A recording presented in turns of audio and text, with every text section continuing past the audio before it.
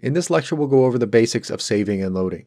So let's go up into the File menu, and we'll be working with Save, Save As, and Save Copy. Now, Save and Save As are pretty self-explanatory. Save will save the current file, and Save As saves it as a new file. And take note of the hotkeys as well. These are what you should be using to help your workflow out. So let's start things off by actually saving this new file. So I'll press Control, Shift, and S to save it as a new file, and the window or the browser pops up. Then we can just save it wherever we want. And I'll name this Saving Lecture, and then press Enter. Now let's say I go ahead and I make some changes to this file. So I'll just make some extrusions. And then I want to save this progress, so I'll simply press Control and S to save it, and you can see confirmation of the save down here.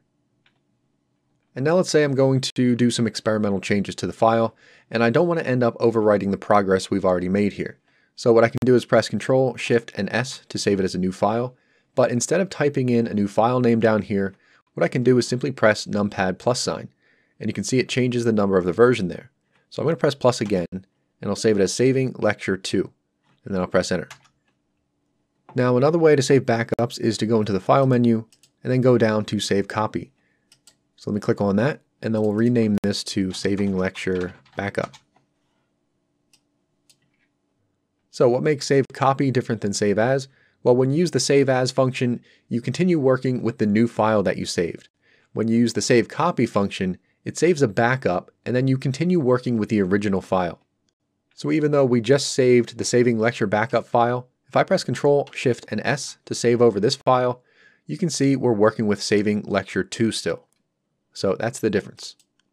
But the way I prefer to back up files is by pressing Control, Shift, and S for Save As, and then simply pressing the plus sign on the numpad to create a new version. That way I'm working with the latest version, and it saves all my files in this stacked manner here, so it's really easy to go back to previous versions. And it's actually very important to get into a good rhythm of saving your files frequently and saving backups frequently, just in case something happens and Blender crashes and you end up losing some of your work. Or if you make some mistakes and you aren't able to undo it, you can still go back to an older version.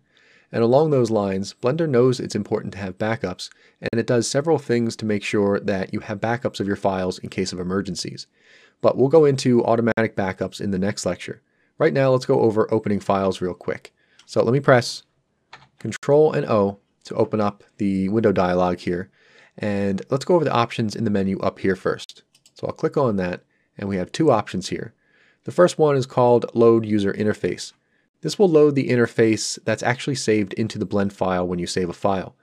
Now let's say you download a blend file and open it up, and the user interface is an absolute mess. Meanwhile, you just want to be able to see the models in that blend file in your own user interface. So what you can do is disable that, and it'll open up the file using the default Blender layout.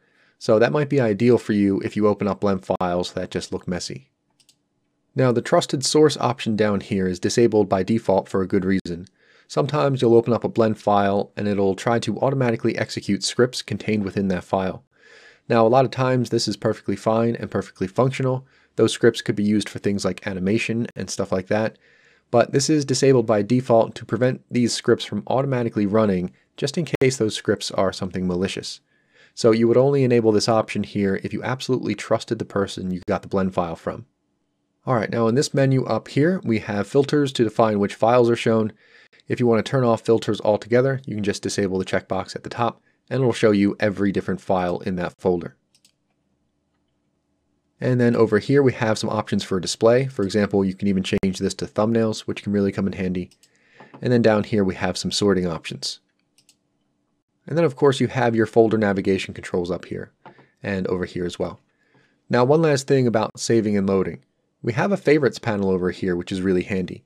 If you use a folder a lot, you can actually add it to this panel. For example, if this was one of our favorite folders, I can simply click on the plus sign here, and it adds it into that list to make it really easy to navigate to when we're saving and loading. And that's going to do it for saving and loading. In the next lecture, we'll go over automatic backups and file recovery, which is really important stuff. So I'll see you there.